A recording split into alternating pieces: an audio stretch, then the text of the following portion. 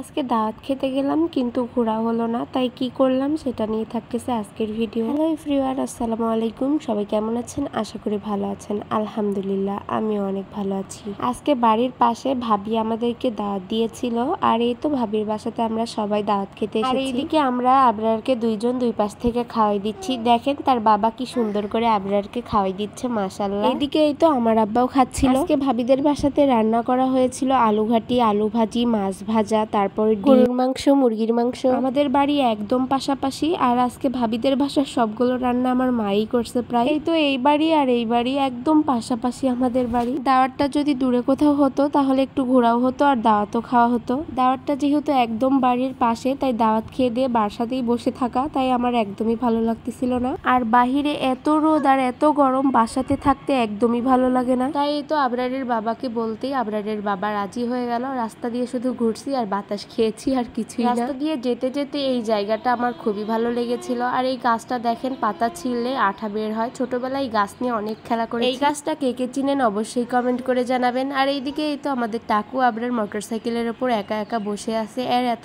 সাহস, আমি যত দেখি তত অবাক হয়ে যাই। এই তো এবার আমরা তিনজন মিলে একটু ভিডিও করে নিচ্ছিলাম। আর আবরারের টাকটা আমার একটু বাধ্য হয়ে করতে হয়েছে, কারণ এত সুন্দর সুন্দর চুল রাখছিলাম কাটার জন্য না। এত গরমে বাচ্চাদের কষ্ট চোখ দিয়ে দেখা যাচ্ছে না, যেখানে বড় মানুষই টিকতে পারতেছে না সেখানে ছোট বাচ্চা, তাই আর কি করা, চুলগুলো কেটেই দিয়েছি। এই গরমে ভাবছিলাম রাস্তা দিয়ে একটু মোটরসাইকেলে ঘুরবো আর বাতাস খাবো। তবে রাস্তার পাশে এই তো সবুজে শ্যামলে ভরা এই দৃশ্যটা দেখতে খুবই সুন্দর লাগছিল, তাই আর না নেমে থাকতেই পারিনি। এই তো হাঁটাহাঁটি করতেছিলাম। আসলে এই জায়গাটা অনেক সুন্দর, আর এখানে এত সুন্দর বাতাস হচ্ছিল, অনেক ভালো লাগতেছিল। আর এই ছোট ছোট সবুজ হয়ে আছে, এগুলা সব হচ্ছে ধান। মাশাআল্লাহ, দূর থেকে ধানের ক্ষেতগুলো দেখতে খুব সুন্দর লাগতেছিল। কেন জানি আমার ঘুরতে খুব ভাল লাগে, আমি ঘুরতে খুবই পছন্দ করি। আবরার পেটে থাকতে এমন একটা দিন নাই যে আমি ঘুরিনি। আবরার পেটে থাকতে প্রতিদিন আমাকে ঘুরতে নিয়ে যাইতো মন ভালো করার জন্য, আর আমিও ঘুরতে যাইতাম আমার মন ভালো রাখার জন্য, কারণ ঘুরতে আমার খুবই ভালো লাগে। আপনাদের কার কার ঘুরতে ভালো লাগে আমার মতো একটু কমেন্ট করে জানাবেন তো। এই গরমে দাওয়াত খাওয়ার পরে কেন জানি আর কিচ্ছু খেতে ভালো লাগে না। একটা ভাইয়ার দোকানে গিয়েছিলাম। এই তো দোকানে যাওয়ার পরে আমাদেরকে চা খাইয়েছিল,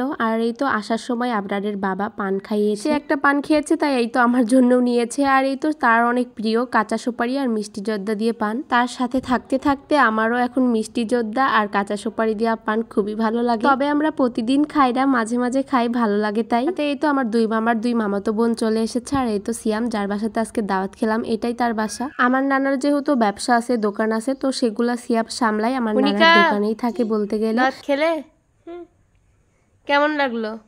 সেই স্বাদ। ওরে বাবা, সেই স্বাদ। মুনিয়া কেমন আছো? ভালো।